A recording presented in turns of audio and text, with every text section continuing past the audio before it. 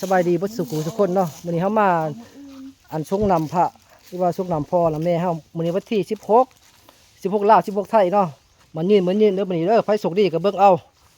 ก่อนเพิ่นสิทานก็เพิ่นสิให้กันเนาะมื้อนี้ก็เพื่อนแม่สู้วันนี้เนาะที่เพิ่นลงรับไปแล้วหั่นล่ะเป็นแม่ของ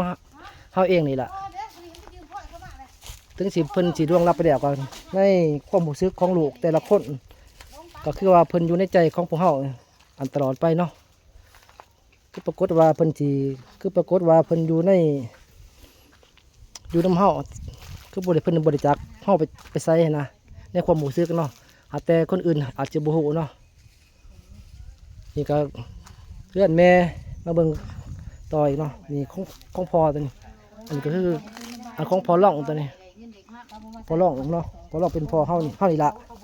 เดี๋ยวมีคนถามเหมือนกันเป็นผู้ใดเพราะว่านี่ก็ญาติพี่น้องกันมีแต่ป่าน้องเคยนี่ร้านนี่กันนี่ของพ่อร่องมาหาเพิ่นปีละเทื่อปีหนึ่ง2 เทื่อ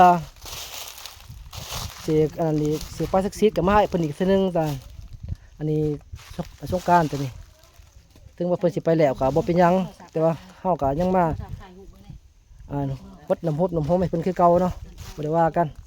แล้วแต่คนเชื่อถือบ่ได้ว่าลบหลู่ตัวนี้นี่เนาะอันถ้าเกิดมาศาสนาอีดีพอถ้าว่าเกิดเป็นลูกเป็นพ่อกันอีดีถ้าว่าลูกเกิดเป็นลูกแม่อีดีก็ขอให้แม่อย่าเอามาหลายลูกเอา3-4 คนก็พอละหลายๆกับบ่มีมีมั่งแบ่งให้เขาจะเอามาหลายเกิดเป็นคนรวยได้แม่เกิดศาสนา